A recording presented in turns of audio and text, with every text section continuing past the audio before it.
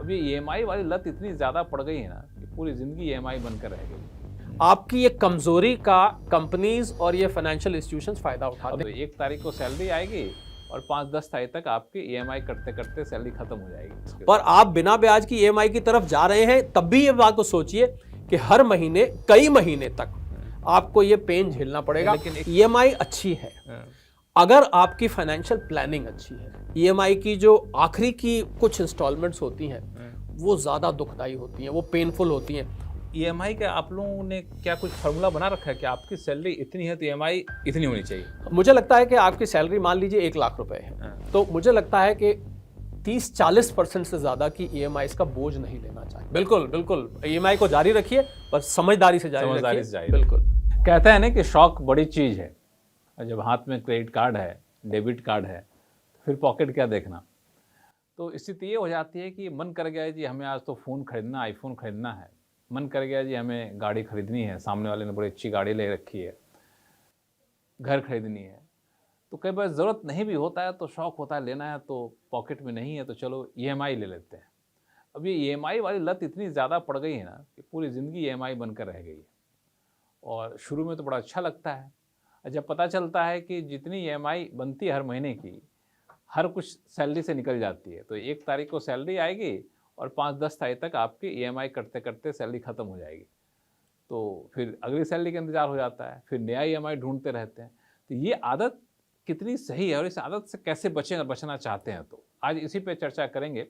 और कोहली साहब हैं, फाइनेंशियल मामलों को बड़े जानकार हैं, हमारे आपके पॉकेट का ख्याल भी रखते हैं और पॉकेट के अंदर क्या है वो बाहर से भांप लेते हैं कोहली साहब। क्यों कोहली साहब, ये ईएमआई वाला जो मामला है तो बड़ा ही तेजी से तूल पकड़ता जा रहा है। बिल्कुल लक्ष्मण, और अंग्रेजी में एक शब्द होता है सेल्फ इन्फ्लिक्टेड प्रॉब्लम, मतलब आपके खुद को दिया हुआ ये पेन है। क्योंकि आप देखिए ईएमआई की बात करें तो कहाँ से शुरू होती है, 3 महीने से लेके और 30 साल तक की मैंने ईएमआई देखी। 3 महीने की एक तो मुझे मिले अभी, उन्होंने अपना जो ये ईयरफोन नहीं होता वो तक ईएमआई पे लिया हुआ था, वहां से लेके और मकान 30 साल। हालांकि पता नहीं, मैं आप जो सेल्फ इन्फ्लिक्टेड पेन कहते हैं, पेन शब्द से मुझे आपत्ति है।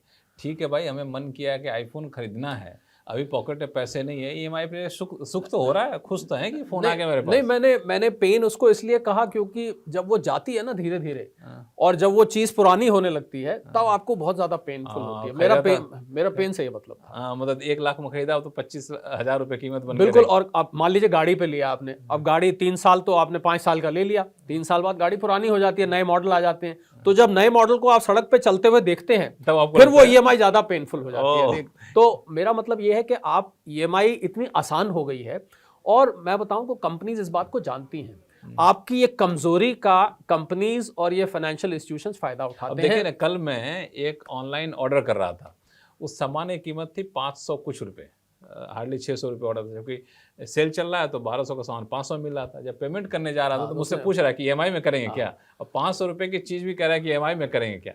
और लक्ष्मण, जब आपने जो उदाहरण दिया, मैं साथ में ये भी कहना चाहूंगा कि ईएमआई में, ऐसी ईएमआई में जरूरी नहीं कि इंटरेस्ट हो, आपको बहुत सारी आजकल इंटरेस्ट फ्री ईएमआई मिलती है। तो ईएमआई 2 तरीके की है, एक तो जिसमें ब्याज जुड़ा हुआ है और एक जो बिना ब्याज की भी है। ज्यादा लुभावनी होती है जो बिना ब्याज की होती है, पर आप बिना ब्याज की ईएमआई की तरफ जा रहे हैं, तब भी ये बात को सोचिए कि हर महीने कई महीने तक आपको ये पेन झेलना पड़ेगा। लेकिन एक चीज बताइए कि मान लीजिए कोई सामान हमने लिया 1 लाख रुपए का, बगैर ब्याज का हमें ईएमआई देने को तैयार हो गया, जैसे कई सारे क्रेडिट कार्ड वाले तैयार हो जाते हैं, तो हम 1 लाख का 10,000 रुपये हम अभी पे किए, 90,000 रुपये बचा लिए, और 90,000 रुपये हम मान लिए उतना अच्छे प्लानर हैं तो 90,000 रुपये हमने कहीं इन्वेस्ट कर दिया, और हम तो 10,000 रुपये को अपना ईएमआई पर कटवा रहे हैं।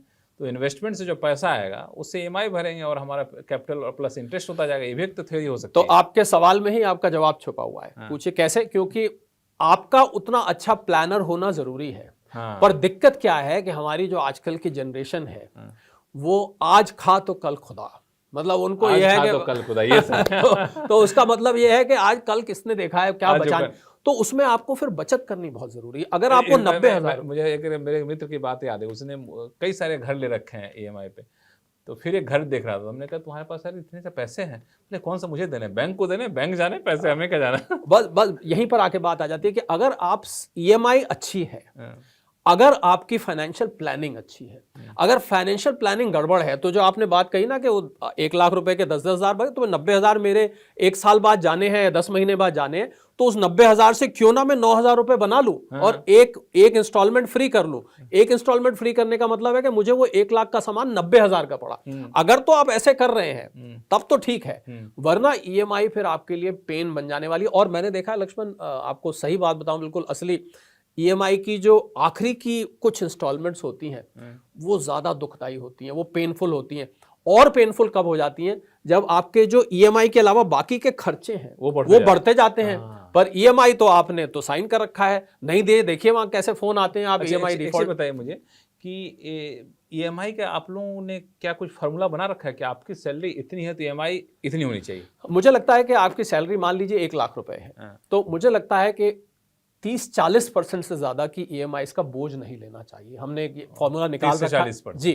अगर, और यहां पर तो मुझे तो ऐसे लोग मिलते हैं, 1 लाख सैलरी है, 80,000 रुपए ईएमआई जाती है, 20,000 रुपए में अपना जो घर का दाल चावल खरीदते हैं, मसाले खरीदते हैं, उसमें गुजारा करते हैं, क्योंकि सब चीज ईएमआई पे है। मैं ये नहीं कहता कि वो बाकी चीजें इस्तेमाल नहीं कर रहे, उनकी तो छुट्टी भी ईएमआई पे है।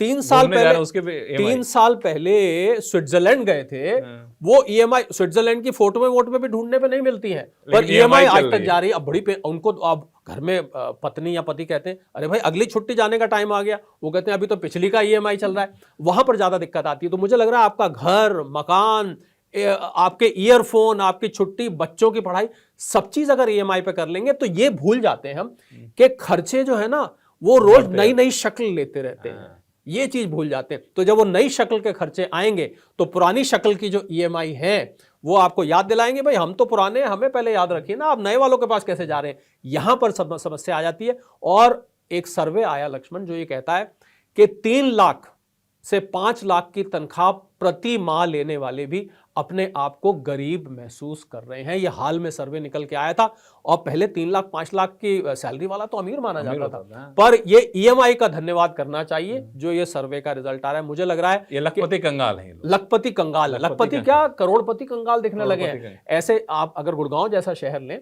और वहां पर जब आप किराए देखते हैं तो 3 लाख 4 लाख किराया, अब उनको अपना स्टेटस भी मेंटेन करना है, क्योंकि उनकी तनख्वाह और पोजीशन ऐसी है कि भाई बच्चे अगर एयर कंडीशन स्कूल में नहीं गए और अगर छुट्टी विदेश में नहीं ली और ऐसी जगह नहीं रहे और गाड़ी बढ़िया नहीं हुई, तो वो तो भाई उनके सोसाइटी में रहेगा। क्या तुम तो वाइस प्रेसिडेंट हो, तुम तो सीईओ हो, तुम तो सीईओ वगैरह वगैरह। अगर और इस सब स्टेटस के बोझ के नीचे ईएमआई आ जाती है, उसको सपोर्ट करती है ईएमआई, और उस ईएमआई को सपोर्ट करने वाला फिर कोई नहीं रहता। हालांकि लोग तो इंक्रीमेंट होने वाला उसको देख करके ईएमआई अभी से शुरू कर पहले से बढ़ा लेते हैं, अगले साल बढ़ेगा। कुल मिला के अगर आप ईएमआई कल्चर से वाकिफ हैं, उसमें जा चुके हैं, तो ध्यान रखिएगा कि 30 से 40% से ज्यादा आप मत बोझ। हालांकि होम लोन भी लेने जाते थे, याद है मुझे कि वहां पे कहता है आपके ईएमआई आपके सैलरी का 50% ज्यादा नहीं बनना चाहिए, ये एक फॉर्मूला है। 50% हाथ में कैश रहना चाहिए।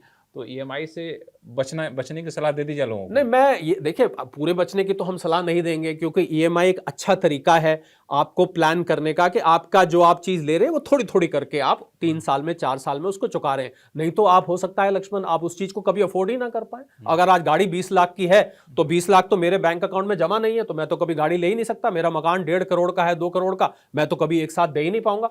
हम ईएमआई को खराब नहीं बताते, पर ईएमआई को अपने सिर के ऊपर आप चढ़ा के बैठ जाएंगे, वो गड़बड़ है। ईएमआई गड़बड़ नहीं है, उतनी ईएमआई लीजिए जितनी आप हजम कर सके। और ये कभी मत भूलिए कि नई नई शक्लों में खर्चे सामने आते रहते हैं, वो पुराने खर्चों की ईएमआई तब आपको बहुत चुभने लग जाएगी। तो आने वाले खर्चों का भी अंदाजा लगा लीजिए पहले ही, जब ईएमआई आप बांधने जाते हैं। तो ये है पूरा ईएमआई का खेल। बंद मत करिए, क्योंकि शौक बड़ी चीज है, मैंने शुरू में कहा, लेकिन हिसाब से रहेंगे तो ज्यादा अच्छा रहेगा। क्यों? बिल्कुल बिल्कुल, ईएमआई को जारी रखिए, पर समझदारी से जारी रखिए। बिल्कुल।